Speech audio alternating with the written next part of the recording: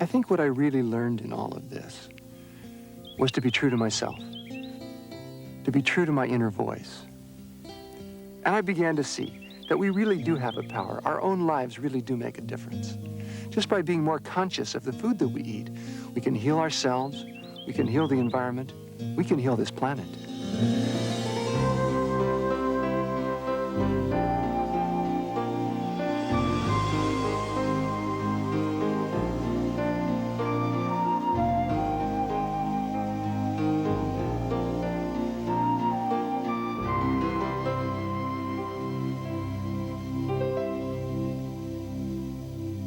Ladies and gentlemen, John Robbins.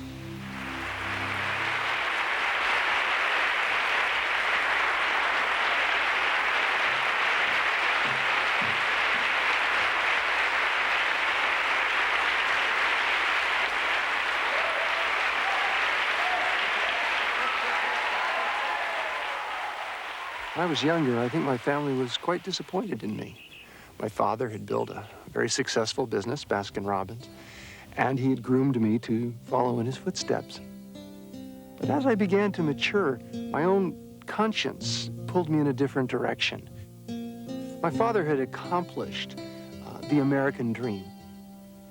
Yet I felt drawn to a deeper dream, a dream of a society at peace with its conscience because it lived with respect for life, with reverence for life. And soon enough, I left. And I walked away from the ice cream cone-shaped swimming pool in our backyard. And the whole lifestyle, and I told my family I did not want a trust fund, and I didn't want any access or reliance on the family fortune. I really wanted to follow my integrity, follow the call of my conscience, and just see what that would do.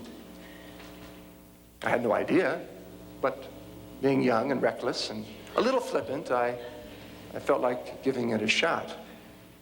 And so I left the family's empire and moved to a little island off the coast of British Columbia with my wife, and we cleared land and we built a log cabin. We began to grow all of our own food.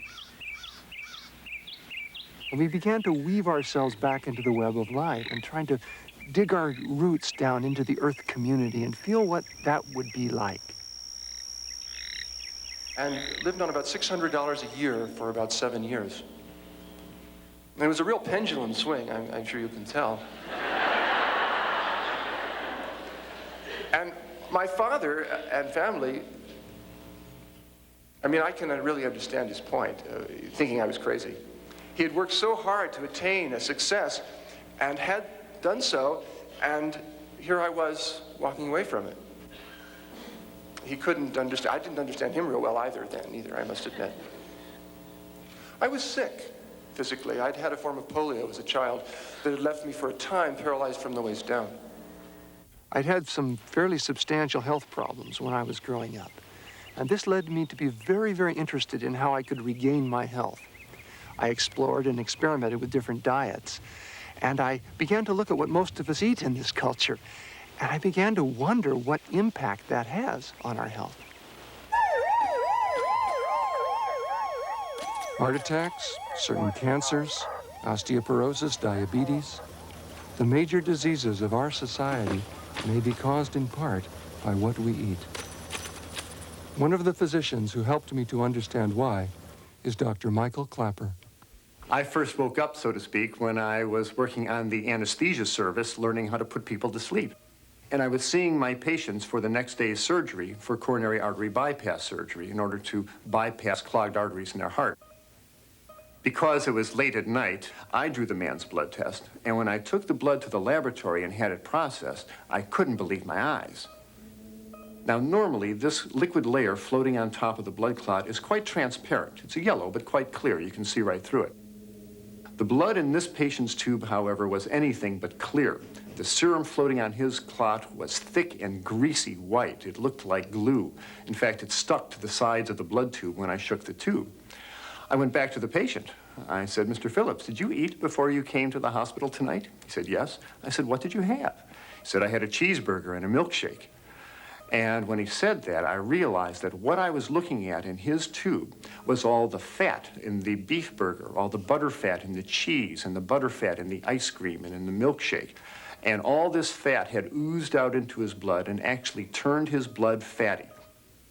Well, 30, 40, 50 years of keeping your blood very fatty creates changes in the blood vessels that are very dangerous.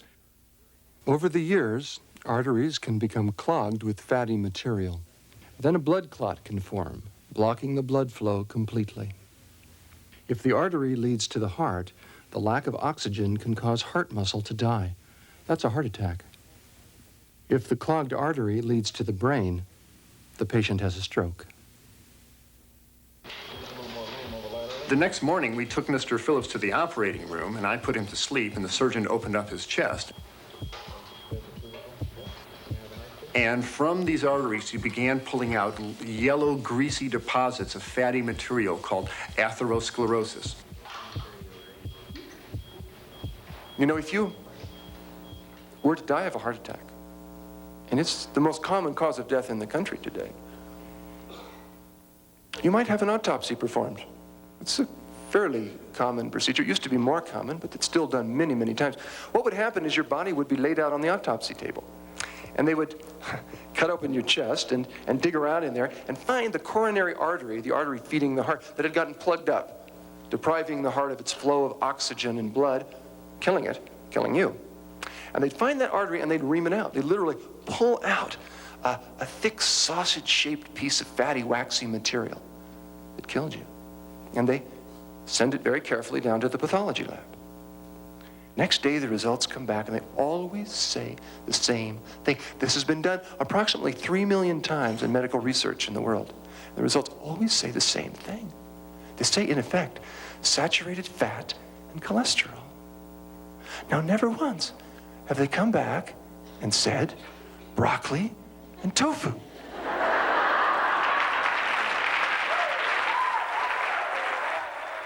When I saw all the fat in that patient's blood, I began to think about my own blood. I had done most of my growing up on a dairy farm in Wisconsin, and I was eating large amounts of meats and cheese, and I realized that I, too, had a risk rate of 50% for clogging up my arteries and causing a heart attack or stroke.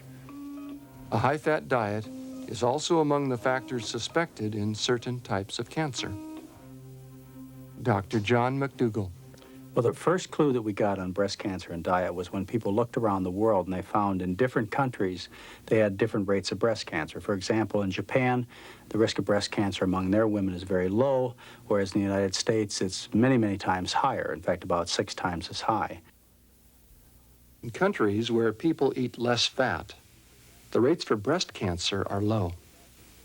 The more fat people eat, the higher the rate for breast cancer. That could be a coincidence, or it could be a clue.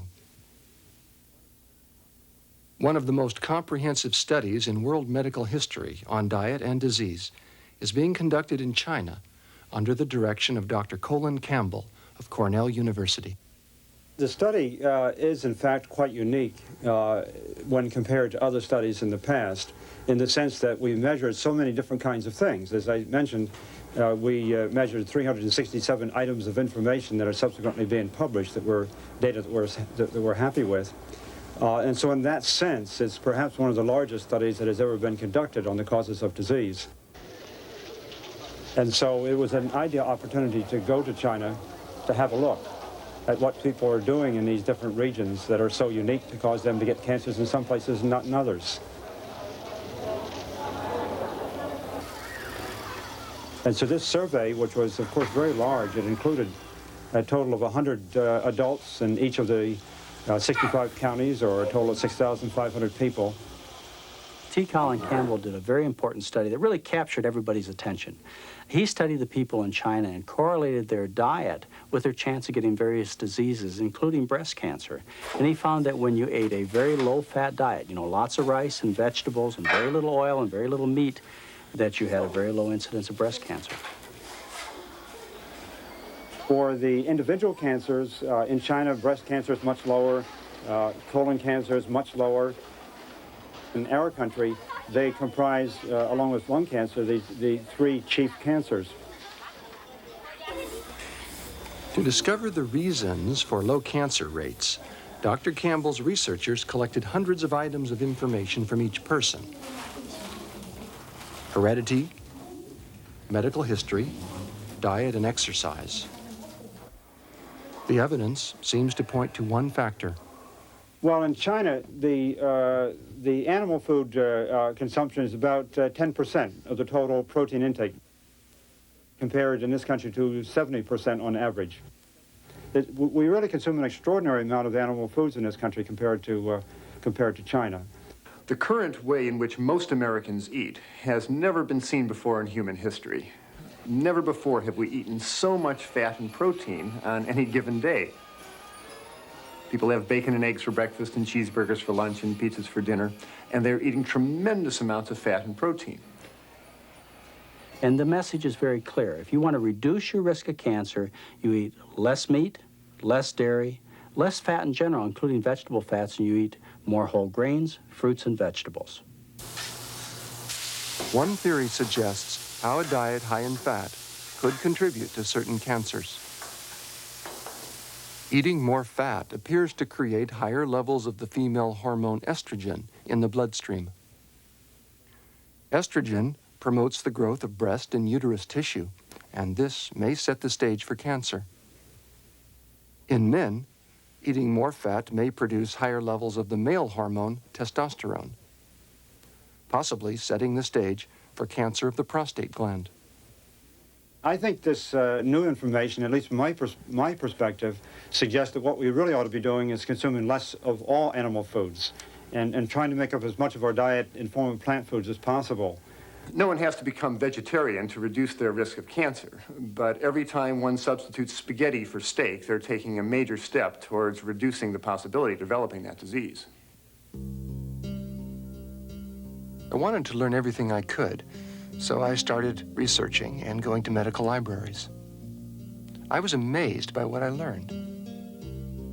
Osteoporosis is a disease that worries a great many women today. In later years, the bones can become thin and fragile, and they can break quite easily. You know, the bones look very thin here. When I was told that I had osteoporosis, I became very frightened because I'm still young. And I literally just fell apart. I remember going to bed and crying, and my husband came in and said, "What's wrong?" And I said, "I'm disintegrating." Osteoporosis is a loss of bone tissue. And as a result, when somebody gets osteoporosis, they've essentially lost 50 to 75% of their bone tissue before they get a fracture. And then what happens is they cough or sneeze and they break a rib, or they ride over a bumpy road and they break a backbone. When you look around the world and you see where osteoporosis is common and rare, you're struck by the fact that it's common where people seem to eat the best. In the sense when you consume lots of dairy products, like in countries such as the United States, England, Finland, Sweden, you have the highest rates of osteoporosis. Where they consume the least dairy products, like in your Asian and African countries, they have the strongest bones, the least osteoporosis. Again, that could be a coincidence, but some don't think it is. And one of the characteristics in osteoporosis that I think, at least, is rather important, has to do with the intake of animal protein. Animal protein, for example, has been shown to increase the loss of calcium from the body, which, of course, puts a person at a greater risk. Dairy products contain calcium, which helps to build strong bones. But they also contain concentrated protein, and some suspect that depletes the body of calcium. Dr. Clapper explained the theory. When one eats a piece of concentrated protein, for the next 3 or 4 hours, more calcium than usual can be lost out of the body through the urine. And when the body loses this mineral, it replaces it by drawing calcium out of the bones. So a high-protein diet, along with smoking and lack of exercise and other factors, may contribute to bones that are thin and fracture easily. Osteoporosis tends to be a disease characteristic of Western countries, which is really quite interesting because it turns out that in this country, if we listen to the traditional information, it is suggested that the higher the calcium intake, the lower the risk for osteoporosis in women. And so women are being advised to take more calcium. But it's rather strange that in China, where calcium intake is so much lower than here, they actually have lower osteoporosis, not higher. There are 4 groups that foods are put in. The first one are the dairy products. We have things like... I remember in school learning about the 4 basic food groups and believing every word of it. I assumed it was the product of the wisdom of our culture. How many of you had anything from the dairy products today? Just look at the fine print sometimes on the kind of materials that have been used in the past in our schools. And you'll see, of course, that much of this information is provided by the industry itself. And, of course, they stand to gain. Ice cream, cheese, and yogurt. Tony. I wanted to hear what the dairy industry would say. The Dairy Council is a nutrition, education, and research arm of the dairy industry. The National Dairy Council came into being in 1917, so the dairy industry has had a long history of interest in nutrition research and nutrition education, and I might say long before it became the consumer topic that it is today.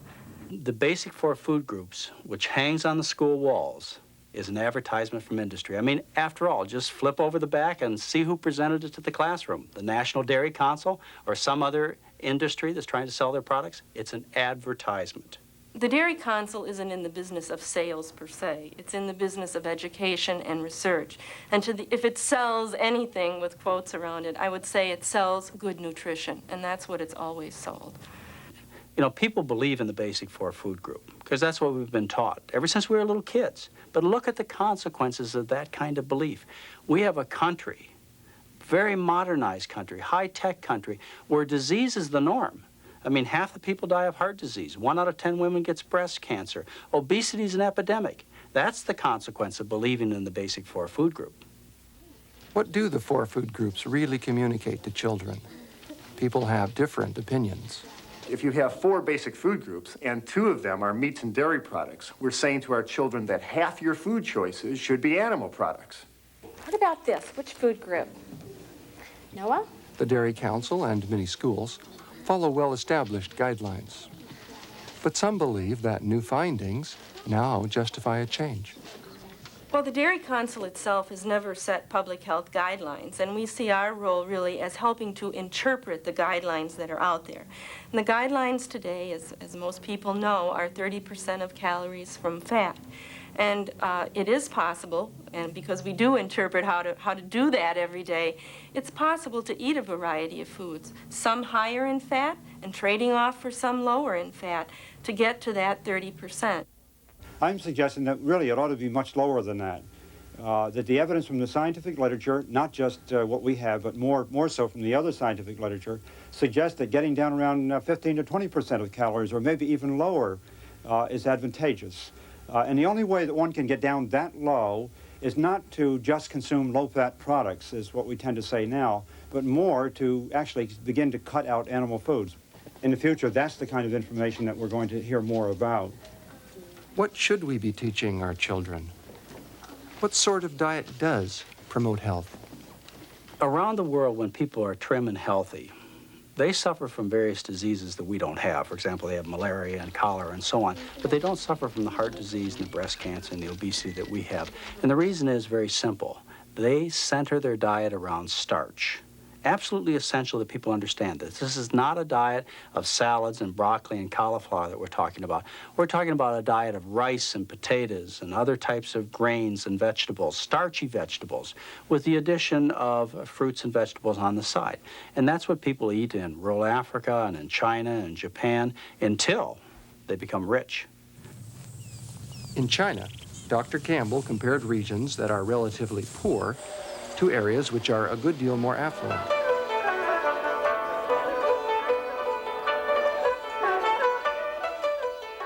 You might expect the people with a higher standard of living to have better health.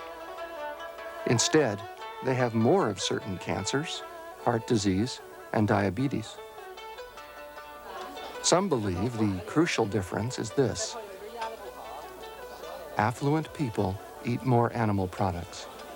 Animal foods have certain characteristics that would argue raises the risk for some of these diseases. In contrast, plant foods contain factors that actually prevent these diseases from occurring.